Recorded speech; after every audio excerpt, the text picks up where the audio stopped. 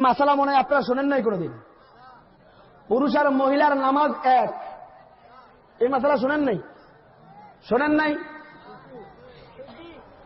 কিছু অতি পণ্ডিত আপনাদেরকে বলবে পুরুষ আর মহিলার নামাজ আসলে সর্বপ্রথম আমেরিকা থেকে এই স্লোগান শুরু হয়েছে, পুরুষ আর মহিলা এক।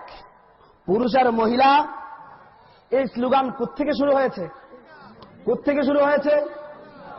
পুরুষ আর মহিলা এক এই স্লোগান মুসলমানের না খ্রিস্টানের? এই স্লোগান কার? মুসলমানের না খ্রিস্টানের? এখন খ্রিস্টানরা দেখলো যে এই স্লোগান তো ওরা এমনিতেই নিবে না, এটার মধ্যে ধর্মের লেবেল লাগিয়ে দেয়। এই জন্য বলল যে পুরুষ আর মহিলার নামাজ, পুরুষ আর মহিলার নামাজ।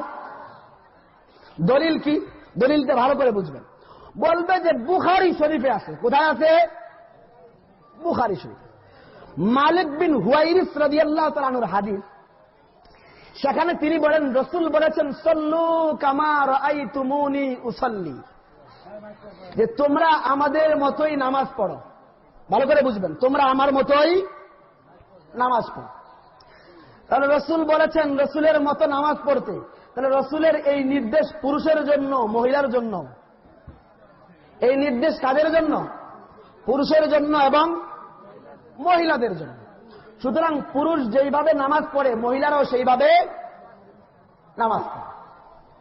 ভালো করে বুঝবেন, আসলে ওরা ধোঁকা দেওয়ার জন্য পূর্ণাঙ্গ হাদিসটা বলে না। আমি আপনাদের সামনে পূর্ণাঙ্গ হাদিসটা বলি। বুখারী শরীফের এই হাদিসটা মালিক বিন হুয়াইরিস রাদিয়াল্লাহু তাআলা আনহুর ক্ষেত্রে এসেছে। তিনি রাসূলের কাছে এসে 20 দিন ছিলেন। কয়দিন ছিলেন? 20 দিন থাকার পরে উনি রওনা দিলেন, বাড়িতে চলে যাবেন। তো এই সময় রাসূল কারীম সাল্লাল্লাহু আলাইহি ওয়াসাল্লাম বললেন, ইরজিউ ইলা আহলিকুম, তোমরা তোমাদের পরিবারের কাছে ফিরে যাও। কি বললেন? তোমরা তোমাদের পরিবারের কাছে। 1 নম্বর নির্দেশ। 2 নম্বর, ফায়ুআল্লিমুহুম, তাদেরকে তোমরা কোরআন শিখাও। 2 নম্বর নির্দেশ কি দিলেন? কোরআন শিখাও। 3 নম্বর নির্দেশ দিলেন, ওয়ামুরুহুম, তাদেরকে ভালো কাজের আদেশ দাও। তাদেরকে কি দাও? এরপরে বললেন, সল্লু কামা রাআইতুমুনি উসাল্লি, আমাকে যেইভাবে নামাজ পড়তে দেখো সেইভাবে নামাজ পড়ো। এটা বলার পরে নবী বললেন, ফাইদা হাদারাতিস সালাতু, ভালো করে বুঝবেন, যখন নামাজের সময় হয়, যখন নামাজের, তখন কি করবে? ফায়ুআযযিন লাকুম আহাদুকুম, তোমাদের একজন দাঁড়িয়ে আজান দিবে। তোমাদের একজন দাঁড়িয়ে, ওয়ালিয়া উম্মাকুম আকবারুকুম, তোমাদের মাঝে যে বড় সে ইমাম হবে। যে বড় সে ইমাম। রাসূলের নির্দেশ। 1 নম্বর বললেন, আমাকে যেইভাবে দেখেছো সেইভাবে নামাজ পড়ো। নামাজের সময় হলে তোমাদের মাঝে একজন আযান দিবে, তারপরে তোমাদের মাঝে যিনি বড় তিনি ইমাম হবে। এটা হচ্ছে পুরা হাদিস। এটা হচ্ছে কি? ওরা কি বলে? ওরা শুধুমাত্র বলবে যে রাসূল যেইভাবে নামাজ পড়েছেন সেইভাবে তোমরা নামাজ পড়ো। তো মহিলা, রাসূল পুরুষ না মহিলা? রাসূল কি? তো রাসূল যেইভাবে নামাজ পড়ে উম্মত সব এইভাবেই নামাজ পড়বে। সুতরাং রাসূল যেহেতু পুরুষ, তাহলে রাসূলের মতো মহিলারাও তাদের দলিল। যদি এখানের আদেশ দ্বারা পুরুষ মহিলা উভয়টা শামিল হয়, তাহলে এই হাদিসের পরের অংশ আল্লাহর নবী কি বলছেন?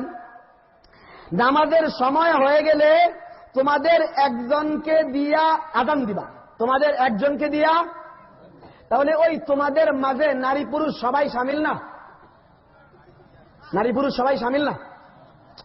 যদি আগে নামাজের মাঝে শামিল থাকে তাহলে আযানের মাঝে শামিল হবে না? আযানের মাঝে শামিল। তারপরে নবী বলেন তোমাদের মাঝে সবচেয়ে বড় ব্যক্তিকে ইমাম বানাবে, সবচেয়ে বড় ব্যক্তিকে। তাহলে এই পুরা হাদিস দিয়া যদি একথাই প্রমাণ করতে চায় যে পুরুষ নারীর নামাজ এক, নবী যেহেতু বলেছেন নবীর মতো নামাজ পড়তে, তাহলে এই হাদিসই বলে মহিলাদের একজনকে দিয়া আযান দিবে। তাহলে আজকে বাড়িতে গিয়া বলবেন যে আজকে আমাদের নানি আযান দিবে, আর দাদি যেহেতু সবচেয়ে বয়স্ক তিনি ইমামতি করবে। এ কথা আপনারা মানবেন? এখানে কি বলবে?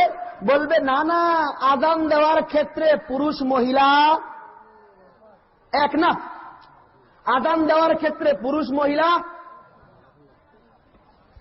ইমামতি করার ক্ষেত্রে পুরুষ মহিলা, পোশাকের ক্ষেত্রে পুরুষ মহিলা।